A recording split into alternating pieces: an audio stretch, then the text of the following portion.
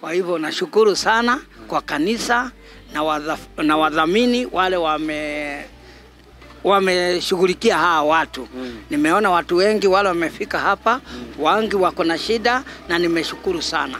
Hivyo ni kumaanisha umesaidiwa na wewe ukasaidia? Mimi nimesaidiwa na mimi nikasaidia kwa wale wako na shida kuniliko. Wewe ni Mkristo ama ni? Mimi ni Mkristo, mimi ni Mkristo damu. Twishimye cyane. Ikindi cya kabiri ndabashimiye ko mwafashe umwana wanje uri mu wa 8 yitwa Wera Sandrina, mwagize neza Imana ibahumugisha. Rero no muri iki gihe kigoye cya corona bamurimo mudufasha ibyo tubaha, mwagize neza Imana yo mwishuri bahumugisha. Tangu last year ndio ulianza kusaidia kusomesha mtoto yako? Sasa leo wamekupea nini? Leo wamenipea unga, wameniokolea sana, nasema asante. Na maisha ilikuwa inaendeleaje hizi siku za coronavirus? Mlikuwa mnaishi kivipi? Sasa hivi maisha ni magumu sana, lakini tunang'ang'ana tukishukuru Mungu kwa uhai. Lakini ni ngumu. Sasa wamekuokolea? Wameniokolea pakubwa. Sasa mimi jambo langu ningependa kushukuru sana African Girl of Hope Foundation kwa msaada huu wa chakula. Na Mungu awabariki. Na Mungu awezeshe hii organization iweze kuwa organization kubwa ya kusaidia wengi na pia manufaa kwa jamii. Kwa hivyo mimi nimefurahishwa, nimeridhishwa na jambo hili kuu ambalo huduma hii yenyu imetufanyia. Ni kumaanisha hata wewe ni mmoja wa wale wamesaidiwa leo? Pia mimi ni mmoja ambao wamesaidiwa leo. Kwa hivyo pia mimi personally nimefurahishwa na jambo hili.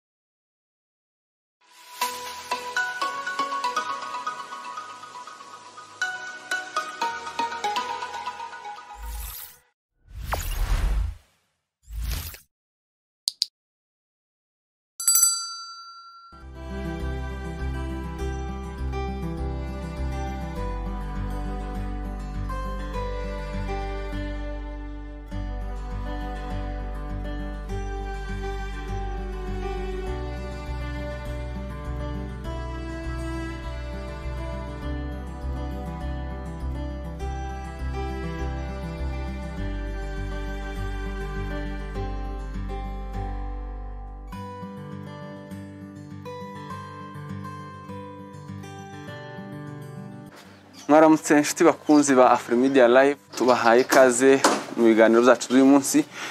Turi ahantu EGHF igiye gukorera ibikorwa byo gufasha abana. EGHF n'umushinga uyobowe n'umudamu Dr. Faraja cyo muri Amerika, ariko uwo mushinga ukorera ku isi yose.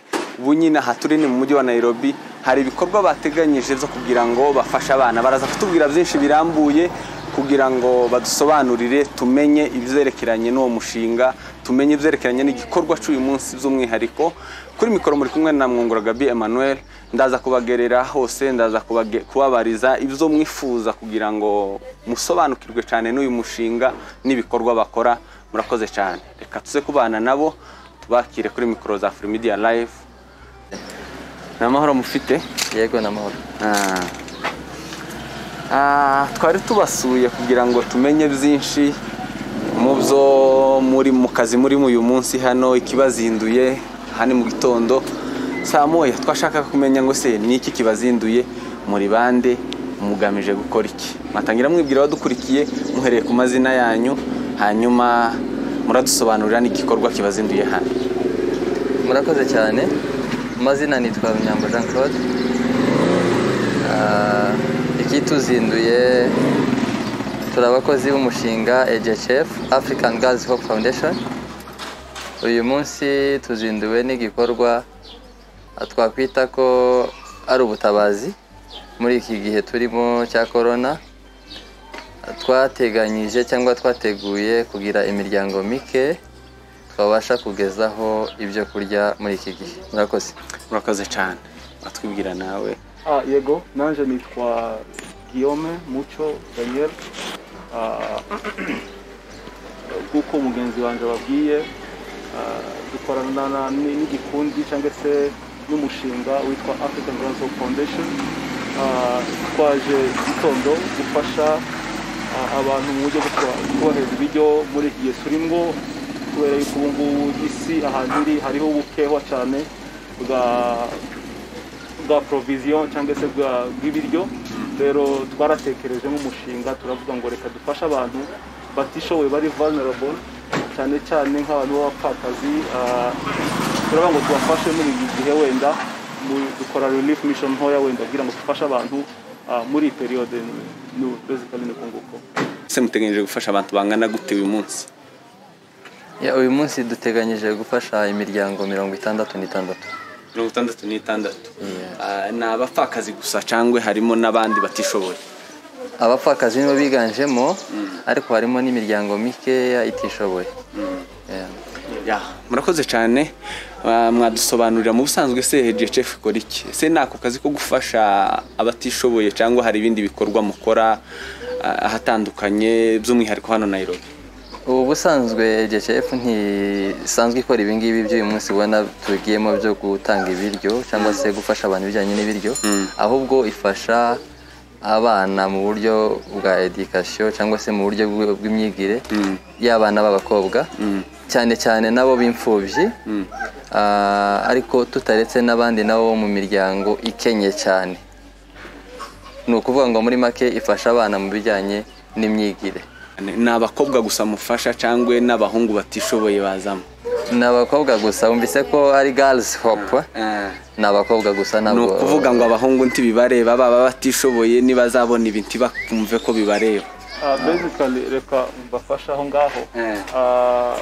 Urebye bitewe na structure y'igikorwa cyangwa se na structure y'umushinga n'uburyo yatangiyemo, yari umushinga atangiye mu buryo bwo gufasha abantu b'abakobwa b'Abanyafrika, kubera yuko urebye education mu buryo education muri gender y'abakobwa cyangwa se muri Afrika, urebye demography, abana b'abakobwa ntabwo babona opportunity cyane zo kwiga cyane, especially muri isi tuvamo, usibye ko isi igenda ihinduka. Rero byabonye ko ari byiza gufasha abana b'abakobwa, ariko cyane cyane abana batishoboye cyangwa se b'imfubyi n'imiryango itishoboye, yo ku empowering kugira ngo babashe kugera wenda ibyo kubyo abandi bagezeho. Taransubiza ikibazo narimbajije ese umuhungu utishoboye nawe ukwiriye gufashwa, ese nabona ibi nawe akumva ko agomba kugana HGHF, ese we azafashwa cyangwa ntazafashwa kuko bitamureba atari umukobwa? Igisubizo cy'icyo kibazo ni ubaje ikibazo cyiza cyane. Ntabwo ari ukuvuga ngo we ntibimureba, ariko abantu iyo batangira igikorwa cyangwa umushinga baba bafite objectif runaka. Intego yacu HGHF cyangwa se African Girls Hope Foundation ni ugufasha abana b'abakobwa, kubera ko twasanze nidushaka dusubire mu muco wacu w'Abanyamurenge, abakobwa benshi ntibize. No mu yindi mico y'Abanyafrika batandukanye abakobwa ntibiga. Noneho muri abo bakobwa benshi batiga, twagerageje gufasha abakobwa. Mbese umurongo wacu dufite n'uw'abakobwa. Umuhungu ubibona ntagire ishyari kubera ko nawe afite ubundi buryo afashwamo n'ahandi hatandukanye, ariko twebwe intego yacu nyamukuru ni abakobwa. Murakoze cyane, twari tubarije abatishoboye bakumva ko nabo bakeneye ubufasha, ariko mu gihe abahungu batateganyijwemo bihangane bakomereze muri ubwo buryo bundi basanzwe bafashwamo. Murakoze, reka tuze kubana namwe uyu munsi wose. Murakoze cyane. Murakoze. Uko mubibona rero aha ni ku iduka boutique baje kuguraho.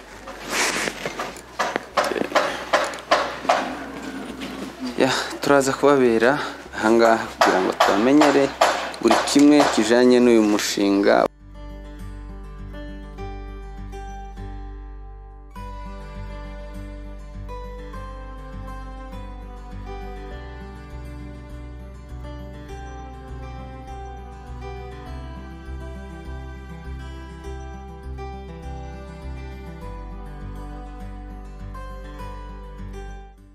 Mwaramutse.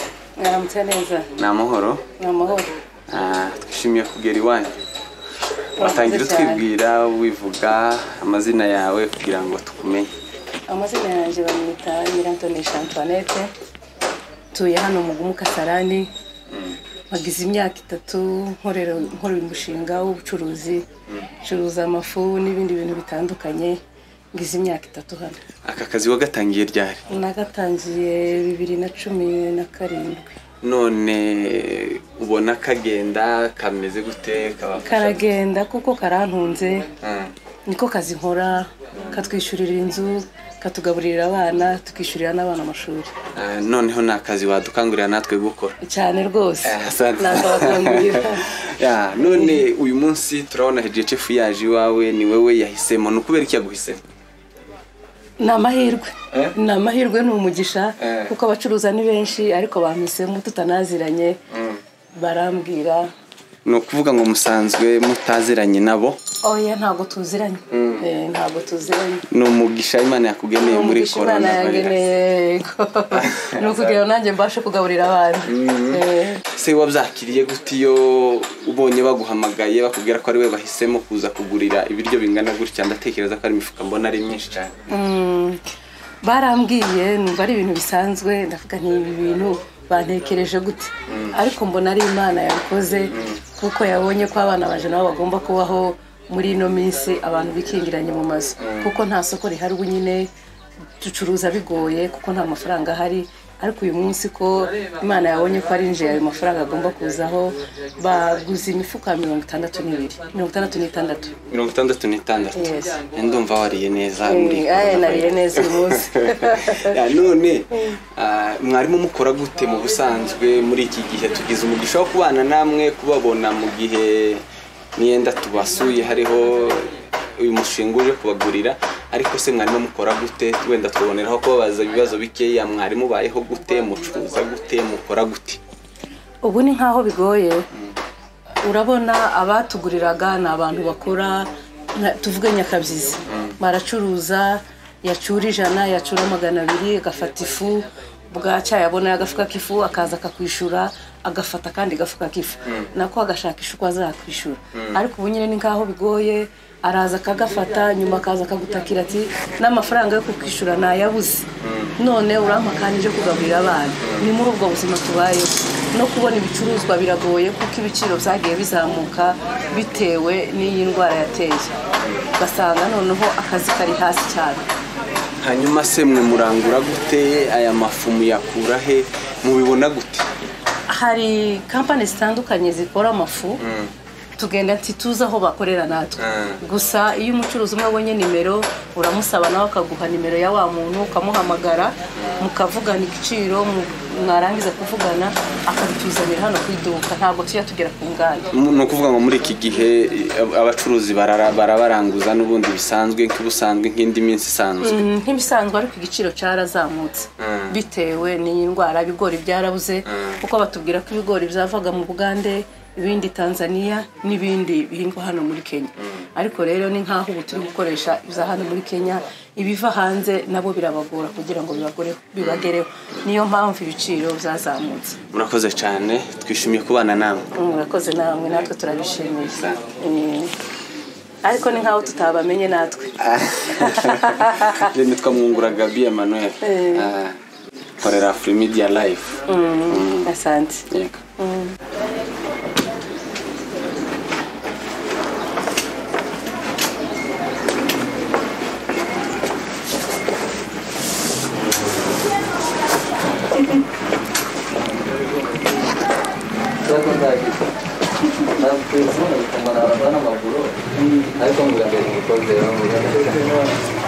Kuko twababwiye rero murabona ko batangiye bapakira ibyo kurya bagiye guha abatishoboye. Izi ni imodoka zaje kubitwara, turaza kuhababera umunsi wose, turabana namwe, turababwira buri kimwe cyerekeranye n'uyu mushinga n'igikorwa z'indashyikirwa bakomeje gukora byo gufasha abantu.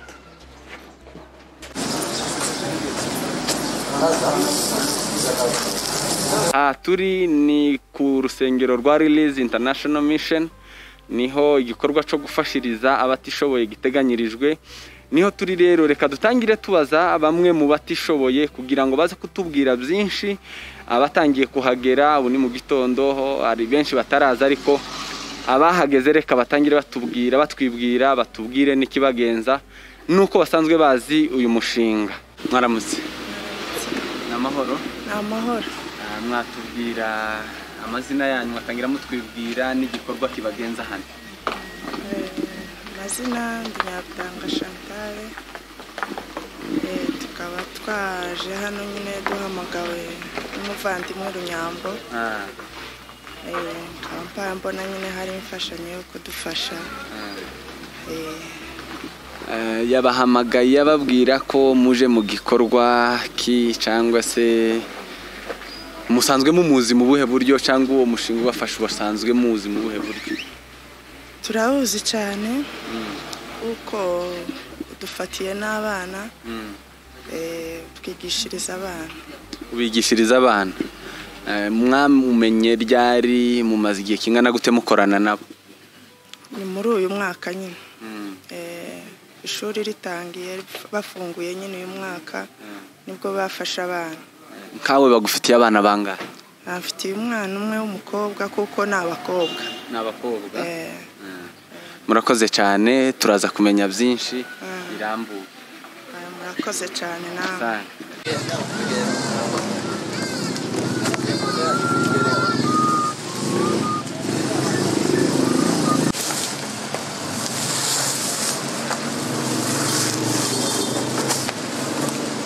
Harundi twabaza atangira utwibwira nawe amazina. Yego, reka mbanze mbaramutse. Mwaramutse. Muzutse neza. Amazina nitwa Nyabageni Jolie. Tuye Gidurayi. Rero habaye nijoro twumva impamagazi y'uyu musaza. Araduhamagara ngo tuze duhure hano kuri Prime. Twaje ariyo mpamagazi twitabye. Nico cyatuzinduye hano muri iki gitondo. Wowe wamenye uyu mushinga wabo bakorana ryari? Ni muri uyu mwaka utangiye nyine abana bafunguye ishuri. Nawe harimo abana bawe barimo basanzwe bafasha nawe? Yego barimo. Wowe harimo abana bangahe? Harimo abana 2 b'abakobwa.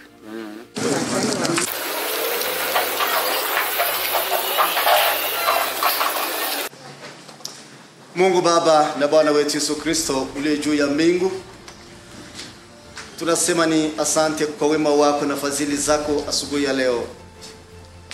Kuamka ni mapenzi yako Mungu mtakatifu. Kuna wale ambao hawakupata nafasi ya kuweza kuamka asubuhi ya leo, lakini sisi ambao tuko hali tunasema ni asante Bwana kwa wema wako.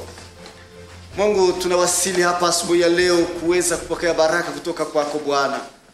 Na wale ambao hawakupata nafasi ya kuweza kupata nafasi hiyo waweze kuja kupata chakula. Lakini Mungu mtakatifu, tunasema ni asante kwa hawa ambao umeona ni vizuri waweze kupokea chakula, waweze kubariki watoto wao. Mungu mtakatifu, asante tunaombea yule ambaye amejitoa, amegusa kwa mfuko yake ili aweze kubariki watu hawa na yeye hawajui. Mungu mtakatifu, wewe ndiye unamjua. Katika jina la Yesu wa Nazareti tunaomba baraka za Mungu kuweza kuambatana na wale ambao wamejitoa kwa ajili ya kazi yako. Baraka za Mungu siweze kuambatana na hawa. Asante kwa sababu Mungu mtakatifu, kila mmoja wetu aweze kukumbuka ya kwamba kuna mayatima na wajane na wale ambao hawakupata chakula siku ya leo. Lakini tunawaombea Mungu mtakatifu, nchi ya Kenya uibariki, ubariki rais wa nchi hii, ubariki viongozi wote wa serikali na ngazi za kila mmoja wao. Mungu mtakatifu, asante kwa sababu baraka za Mungu zitambatana na nchi hii. Asante kwa sababu umetupea nafasi hii. Asante kwa sababu tunapoanza Mungu mtakatifu tunahitaji mkono wako, na hata wakati wa kuweza kukamilisha ibada hii ni katika jina la Yesu tunaomba na atakuamini. Amen. Tunaweza anza, mtu mmoja atafika hapo kwa mlango, aandikishe majina yake, achukue chakula ende. Majina tu na namba ya simu. Shukrani. Saidia nyinyi kupata hii chakula. Ni kanisa.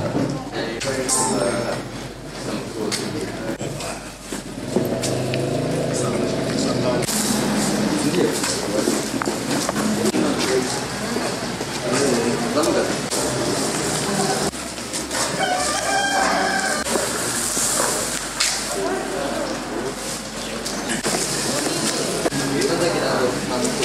Mzuri sana. Unaweza jitambulisha kwa majina na utuambie wewe ni nani? Kwa majina ni Peter Wafula. Malale. Mimi ni director kwa shule ambayo inaitwa Sasimu Children Center, ambayo ni miongoni mwa zile shule ambazo zinapata msaada wa African Girl of Hope Foundation. Hiyo ilikuwa tu introduction ya mahali penye niko, mimi ni nani, ninafanya kazi wapi. Kitu cha kwanza ningependa kushukuru African Girl of Hope Foundation. Mara ya kwanza walikuja wakalipia wasichana, wakawasaidia, ambao ilikuwa jambo kuu.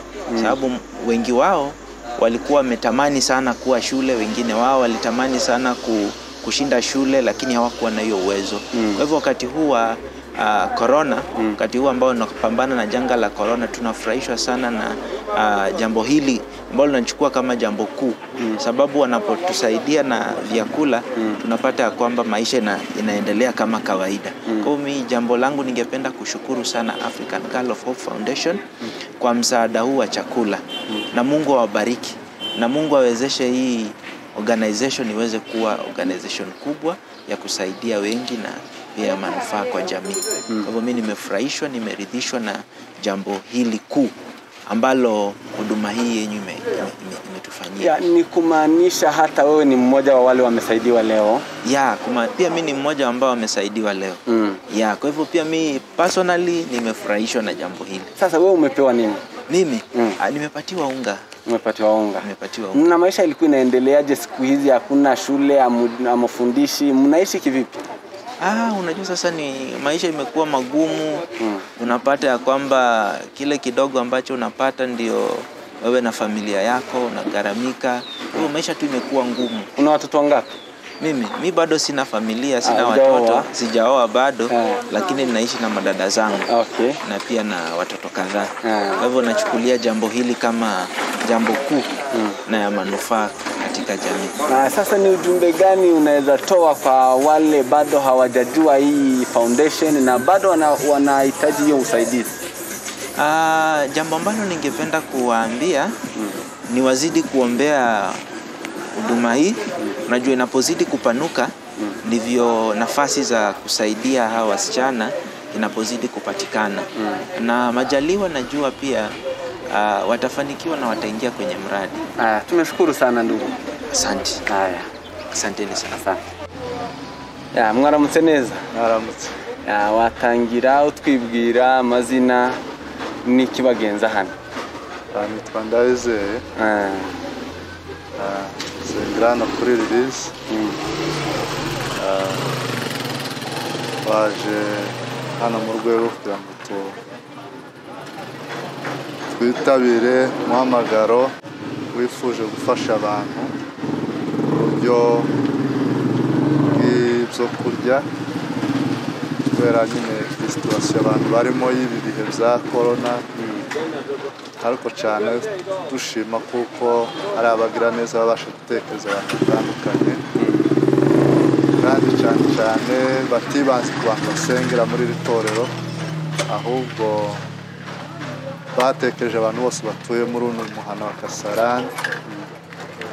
Icyo ni igikorwa cyiza cyane kigaragaza gutekereza abantu muri rusange, kuko rimwe na rimwe abantu ushobora gutekereza ko uwiwe ari we wohabwa, ariko sero Bibiri ivuga ko tugomba gukunda abantu bose. By'ukuri turashimira cyane itorero rya Release, dushimira n'umushinga wabashe gukora igikorwa cyiza cyo guheza abantu gufasha kugira ngo babe bifasha muri iki gihe, dore ko kenshi abenshi nta mirimo bafite. Rero ndabona ko abantu babyishimiye cyane. Imana bamugisha mu gikorwa bakoze cy'urukundo, kandi turizera ko Imana izabazamura ikabaha byinshi. Bakomerezaho ndetse bazakomeza bibuke n'abandi benshi. Murakoze, Imana bamugisha. Ndabagufashije iki? Ndabona naje bampaye ifu. By'ukuri nabishimye cyane. Muraho neza? Muraho. Ni amahoro? Ni amahoro. Meze muti? Turakomeye, turashima Imana. Twifuzaga ko watubwira amazina yawe, ubwira abadukurikiye amazina yawe n'icyakuzinduye hano. Njyewe nyitwa Nyakiza Yvonne. Habaye nijoro Teacher Peter araduhamagara, atubwira ko tugomba kuza hano nyine kuri iri torero. hari ubufasha dushobora kubona. Ubwo rero twahageze twabubonye kandi twishimye cyane. Ikindi cya kabiri ndabashimiye ko mwafashe umwana wanjye uri mu wa 8 yitwa Uwera Sandrina, mwagize neza, Imana ibahe umugisha. Rero no muri iki gihe kigoye cya corona murimo mudufasha ibyo tubaha, mwagize neza, Imana yo mwishuri ibahe umugisha. Ni ukuvuga ngo musanzwe muziranye, ntabwo baguhamagaye ejo, si ukuvuga ngo baba bamenye ejo usanzwe ubazi? Hari imbere nyine babafashe muri uyu mwaka, barabafasha amakaye, inifomo, nerevare. Ubwo nari ntarababona nyine ariko ndabizi ko bahari. Usanzwe ubazi ko baziranye n'abana utarabonana wewe? Ntabwo turabonana. Wowe utuye he? Dutuye Sheko Kasarani. Utuye Sheko. Usengera? Sengera muri ensemble. Usengera muri ensemble. Hari icyifuzo waba ufite wifuza ko bakora cyangwa se bagereraho kindi? Bakomeze badufashe, nta kibazo, ubuzima ni butoya, ni gahoro gahoro, abana ni benshi, ishuri niritangira bazagume badufashe. Ufite abana bangahe? Abana 7. 7. Ufite umugabo? Murabana hano? Turabana hano. Urakoze cyane, reka tugushimire. Yego. Habari yako? Nzuri. Poa? Poa. Tungetaka utuambie, uanze kujitambulisha kwa majina, uambie wenye wanatufuata na ni nini imefanya ufike hapa siku ya leo. Kwa majina naitwa Joyce Mbive. Ile imefanya nifike hapa ni Africa Hope Foundation. Nashukuru tumepata chakula, tumekuwa akinisomeshea mtoto wangu. Nasema asante. Mbarikiwe sana. Asante. Unawajua tangu lini? Uliwajua tangu lini? Tangu last year.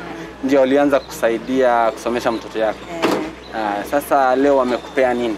Leo wamenipea unga, wameniokolea sana, nasema asante. Na maisha ilikuwa inaendeleaje hizi siku za coronavirus? Mlikuwa mnaishi kivipi? Sasa hivi maisha ni magumu sana, lakini tunang'ang'ana, tukishukuru Mungu kwa uhai, lakini ni ngumu. Sasa wamekuokolea? Wameniokolea pakubwa. Sasa ni request gani unaweza toa ili kwa hao African Girls Hope Foundation? Ile request naweza toa ni wale na kusomesha tu watoto na watabarikiwa sana. Asante sana. Nimeshukuru. Hata mimi nimeshukuru, mbarikiwe. Na Mungu awalinde. Sawa, asante.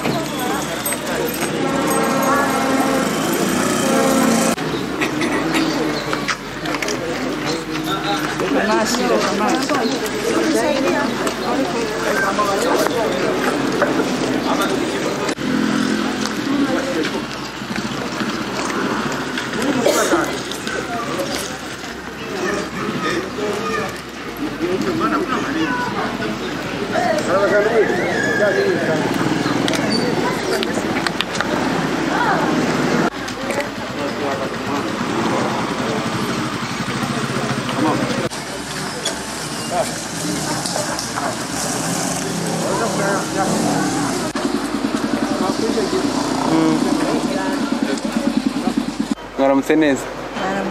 Ni amahoro? Watangira utwibwira amazina n'igikorwa cyabazanye hano? Nitwa Nyabaruta Esperance. Baje hano kubwo kuza gufata imfashanyo twahawe n'umushinga kugira ngo ubashe kudufasha muri ibi bihe bikomeye. Usanzwe uzi uyu mushinga, usanzwe ugufasha cyangwa wawumenye uyu munsi? Sanzwe nkuzi, sanzwe mfasha, mfitiye umwana ariga neza. Ndabishimira cyane. Mwatangiranye nawe ryari? maze hafi kuba abana batangiye ishuri badufashije muri byinshi, abana twishyura minerivare n'ibyangombwa by'ishuri byose. Wowe utuye he? Yewe ntuye Kasarani Murima. Usengera he? Usengera muri PCL. Ababashije kudufasha bagize neza cyane, Imana yo mu ijuru ibaha umugisha. Turi mu bihe bigoye bikomeye, kuba batwibutse, Imana yo mu ijuru ibaheze umugisha. Tuvuga n'abandi, hari abandi nabo bameze nkatwe, nabo bakomeza kubafasha kugira ngo twese dukomeze dufashanye muri ubu buzima bumeze gutya. Murakoze cyane, katugushimire kubera ko wemeye kuduha umwanya wawe. Rero aha turi kumwe n'abari benshi bari bitabiriye iki gikorwa, barimo bafasha abantu mu gutanga ibiryo. Twatangira tubabaza iki gikorwa cyagenze gute, kwivuga mu mazina yawe n'uko igikorwa cyagenze. Murakoze cyane, nitwa Samugabo Richard. Igikorwa cy'uno munsi cyitabiriwe cyane kandi cyagenze neza, cyakozwe mu buryo bwiza burimo discipline, takavuyo nakamwe karanzwe hano. Abantu bacitabira kandi bakishimiye cyane, imitima yabo itashe yishimye inezerewe. Turabishima cyane Imana, tunashima n'abantu bateye inkunga kino gikorwa kugira ngo kibashe gufasha abantu kuko bari mu buzima bugoye kubera kino cyorezo cyateye cya corona, ariko kuba babonye ico batahanye, turizera neza yuko imitima yabo yishimye kandi baguwe neza. Tubasabira umugisha abantu bose. Murakoze. Mwebwe mwari muhagarariye iki? Nabonye abantu benshi bambaye imipira imeze gutya, mwari muhagarariye iki? Twebwe twari duhagarariye kuyobora abantu no kumenya abantu, kubashira kuri liste kugira ngo bataje guteza akavuyo. Usange bamwe barenganye, kuko icyifuzo cyacu nuko atagira n'umuntu umwe warengana. Turifuza yuko umuntu wese wageze hano ataguwe neza, yabonye service nziza. Reka tuje no kuri wewe utubwira amazina yawe, zari bimeze gute? Murakoze cyane, amazina nitwa Uzamukunda Anne Marie. Twari turi hano mu gikorwa cyo gufasha bamwe mu batishoboye, cyane cyane abana b'imfubyi. Nkuko mubona nyine imipira yanditsweho ni African Girls Hope Foundation, ifasha abana b'imfubyi b'abakobwa cyane cyane. Ibyo akaba ari byo nishimira cyane nk'umukobwa, kuba batera inkunga umwana w'umukobwa kugira ngo yiteze imbere through education, abashe kugira icyo yiga, azagira icyo yigezaho, cyane cyane ko mu mateka muzi ko umukobwa yagiye asigara inyuma. Ariko ubu ngubu uyu mushinga ukaba uhaye ugira ngo n'abarya b'imfubyi badafite ababyeyi babafasha kugira ngo bige, ukaba uhabafasha kwiga. Noneho ugatekereza n'igikorwa cyiza nk'iki cyo kubaha ibiryo mu gihe ababyeyi babo umwe cyangwa se umurera adafite icyo akora muri iki gihe cya corona, basha kubategurira ibiryo bikeya byo kubunganira kugira ngo barebe ko kino kicorezo cyazashira. None namwe se mwahawe ibyo kurya, mwari mu bafashwa cyangwa mwahembwe, mwari abakozi cyangwa n'ubukoranabushake? Oya, twe ntabwo twahembwe, turabakorerabushake, turaba volunteer b'iyi sosiyete nyine w'uyu mushinga ufasha abo bana. Nta icyo twakoze no kwitanga ubwacu kugira ngo tubafashe ibikorwa bigende neza, ntabwo twahembwe. Turabashimiye cyane. Watubwira amazina yawe n'ibyo mwarimo mukora? Nitwa Celine Bukuru. Twaje mu gikorwa cya none cyo gufasha abantu batishoboye mu buryo bwo kubaheza ibyo kurya. Murakoze cyane. Murakoze Celine. Wowe igikorwa kibonye gute? Leta turi mu gihe kigoye, abantu batemererwa guhura. Ese leta ntiyabasumbuye mu gihe mwarimo mugabura ibiryo hano? Murakoze cyane. Igikorwa cy'uno munsi cyagenze neza kubera ko nk'uko ubimbajije ibyerekeye leta, twari turi kumwe n'abayobozi ya chief wa hano, tuba turi kumwe nawe, babashije nyine kudufasha muri iki gikorwa kandi twari twemerewe nyine gukora iki gikorwa uno munsi wa none. Mbese mwari mwabisabiye uburenganzira? Twari twabisabiye uburenganzira kandi twari kumwe nabo n'abayobozi. Murakoze cyane Celine. Murakoze nawe. Yego. Uko twabamenyesheje rero ko turi mu gikorwa cya HGF cyo gutanga ibiryo, n'ubundi niho dukomeje kuba turi kumwe n'abagihagarariye hano mu mujyi wa Nairobi. Reka tutangire n'ubundi tubabaza kugira ngo badusobanurire uko igikorwa cyagenze. Twatangiye mu ncamake mu gitondo tubamenyesha ko igikorwa gihari, reka batangire batubwira uko igikorwa cyagenze. N'ubundi murongera mwibutsa abantu amazina yanyu kugira ngo bongere kumenya abo turi kuvugana nabo muhagarariye icyo gikorwa muri Nairobi mwatangira mwivuga. Njyewe nitwa Runyambo Jean Claude. Nanje nitwa Muco Guillaume. Tubwira n'ubundi mwakomeza mutubwira igikorwa cyagenze gute, mwagaburiye abantu bangana gute? Igikorwa cyacu cyagenze neza uko twagiteganyije, twagaburiye abantu benshi ariko bakubiye mu miryango 72. Mbese ingo mwagiye mubaha iki ibyo mwari mubateganyirije? Twari tubateganyirije umufuka umwe w'ifu kuri buri muryango. Abantu se baje nk'uko mwari mubiteganya cyangwa hari ababuze, hari abayongereye kuba mwari muteganyije kugabura? Abantu baje neza rwose, ahubwo biyongereye kugira ngo tuvuge ngo hari ababuze, ariko bamaze kwiyongera nabwo biratworohera kubasha kuba twabageraho. Yego. Abo biyongereye mwari mwabateguye se ko bari buze kwiyongera, mwari mwagize extra y'ibiryo mwari gombaga gutanga? Twari twayigize ariko ntitwari twaje twayizanya ku kanya, gusa tumaze kubona abantu biyongereye twabashije kuyibona bitworoheye kuko twari twakuye ibindi ntabwo hari kure. Nabonye hari urusengero ryo mwagiye mutangara abantu Kristo batandukanye bava mu nsengero zitandukanye, ariko nkurikije uko nagiye mbona hari abavuze ko bafatanyije igikorwa cy'urusengero na HGHF. Ese bimeze gute? Ni HGHF yakoze cyangwa ni release yatanze ibi biryo? Asante cyane kuri icyo kibazo ubajije, ni ikibazo cyiza. HGHF yakoranye amasezerano cyangwa se yashizeho gufatikanya, yabaye abafatanyabikorwa na release, ubu ni abapartners. Rero uvuga ngo n'uw'ikanisa undi akavuga ngo ni uwa HGHF ntiwamenya kubitandukanya, kubera ko abantu ntibazi release na HGHF uko bikorana, ariko turi abapartners. Abagenerwabikorwa banyu ese n'ubwo butumwa mu bagenera uyu munsi, ni iki kindi kiri imbere mwifuza kubagezaho cyangwa se muteganya kubagezaho? Abagenerwabikorwa nabo aba bantu dufasha. Sawa. Yego. Urebye mu by'ukuri isi yuzuyemo ibibazo byinshi, kandi mu by'ukuri nta muntu woshobora gutunga undi cyangwa se kubeshaho undi, ariko icyo twakora twese ni ugufashanya. Kandi ijambo ry'Imana rivuga mu gitabo cya Yakobo rimwe igice cya mbere umurongo wa 27 yuko idini nyaryo ni idini rifasha imfubyi n'abapfakazi. Nimba nibeshe ko ndasobanura nisanzwe nzi ijambo mu Cyongereza.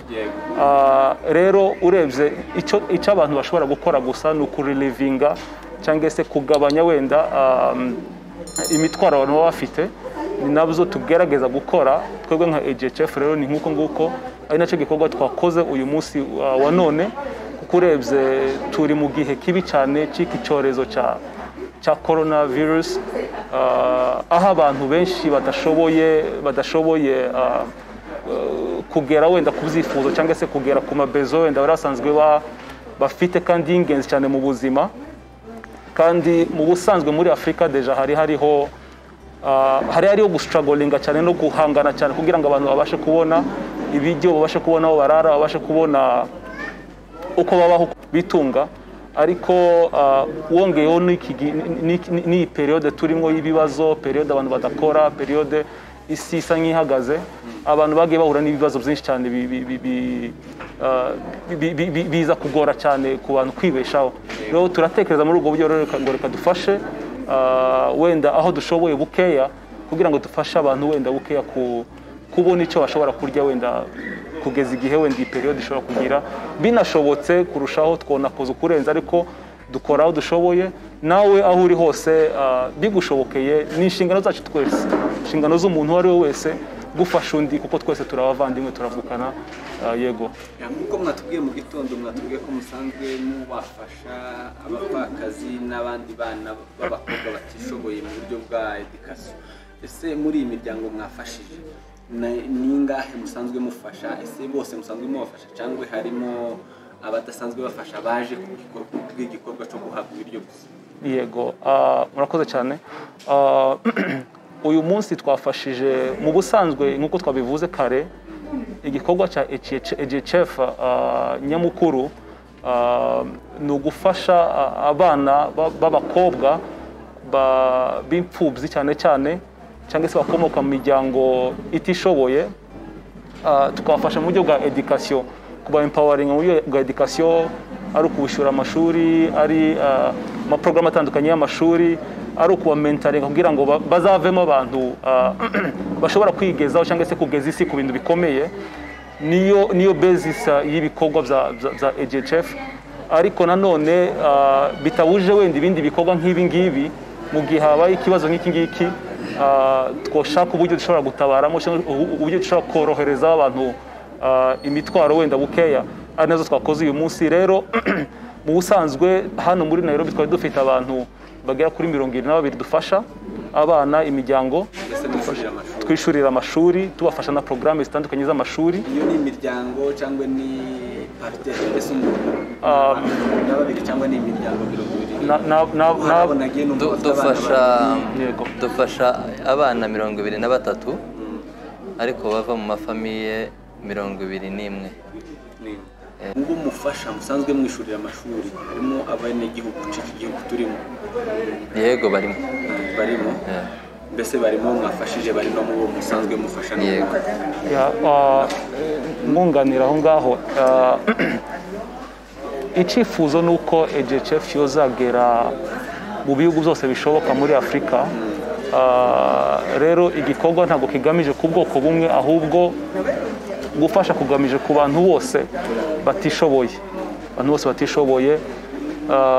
hamwe n'Imana bishobotse kubera yuko igikorwa cyatangiye twozagera no mu bindi bihugu dufasha abantu batishoboye muri ubwo buryo yego murakoze cyane turabashimiye cyane kubw'ibikorwa mwabashije gukora cyangwa se mukomeje gukora tuzi n'ibindi mu misozi y'umurenge bikomeza gukorwa n'uyu mushinga turabashimiye no kubw'umwanya wanyu n'ibisobanuro mwaduhaye murakoze cyane yego twegereye rero n'itorero rya Release International Mission kugira ngo bagire icyo badutangariza bagire ibyo batubwira nyuma y'igikorwa cyo kugaburira abantu benshi basaga 70 kugira ngo nabo bagire icyo batubwira rero twegereye Revera reka tangira twibwira hanyuma aratubwira mu ncamakeya anashimira abaterankunga bandi muraho Revera muraho neza n'amahoro n'amahoro menshi cyane ushimye ko tuzose mu gitondo cy'umunsi yego watangira wibwira badukurikiye kugira ngo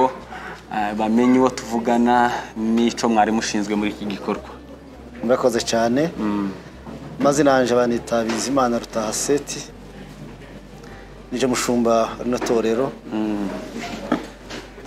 ku gikorwa cy'uyu munsi cyadushimishije birenze ko twobitekereza nuko twobivuga abantu bakabyumva uko cyabaye igikorwa cyiza gishimishije abantu kubera impamvu zitandukanye nka zitatu icyambere nuko bije ari mu gihe kigoye kugira ngo gitabara abantu icya kabiri nuko kidufashije uyu munsi icya gatatu nuko yari imiryango itandukanye hari abanyakenya hari abarundi hari abanyarwanda hari abakongomani ntabwo twarobanuye ngo tuvuge ngo dushobora gufasha abangaba kuko abashonje ni benshi uko twebwe ntabwo turobanura ahubwo dushima kuko bose bari bashomba kugira icyo babona kugira ngo bahaze imibiri yabo n'abana babo barashonje iki gikorwa kije kidutabaye mu buryo twishimye cyane kandi cyadushimishije mu buryo na chief wa kano karere hamwe n'abandi bakorana bose bari hano kubera icyo gikorwa kuko cyafashije bose muri kano karere ka Gasarani atari kuba ngo byenda n'itorero gusa niyo mpamvu dushima cyane kuri igikorwa kuko cyadukoze ku mutima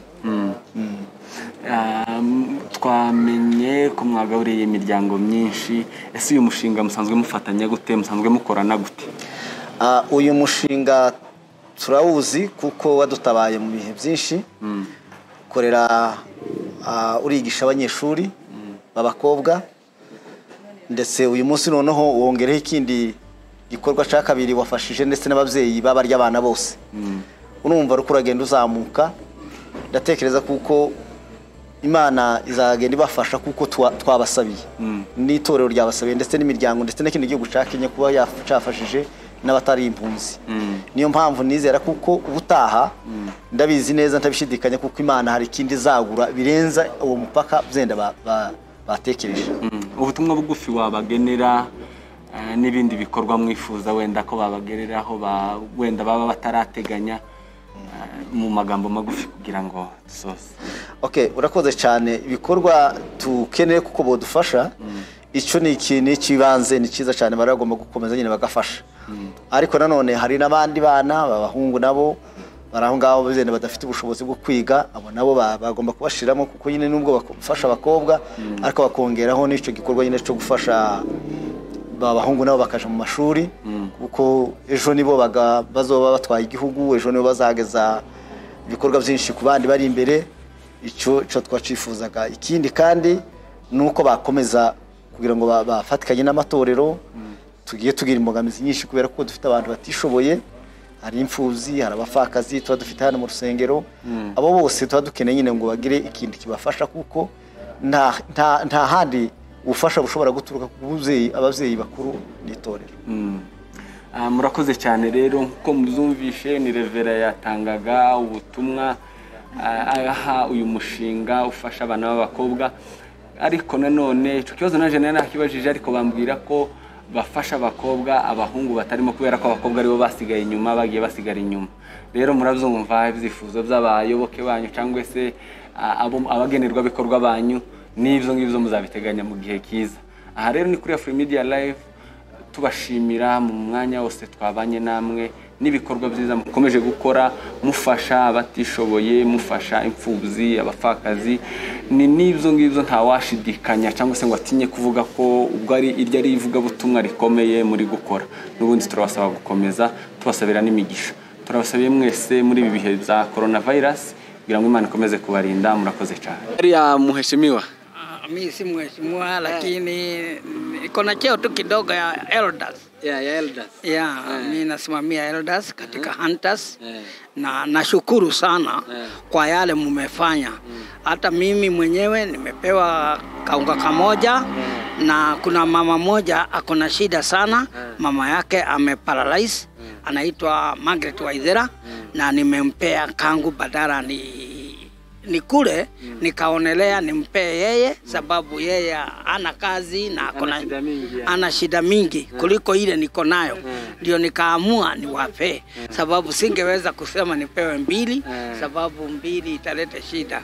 Kwa hivyo nashukuru sana kwa kanisa na wadhamini wale wameshughulikia hawa watu.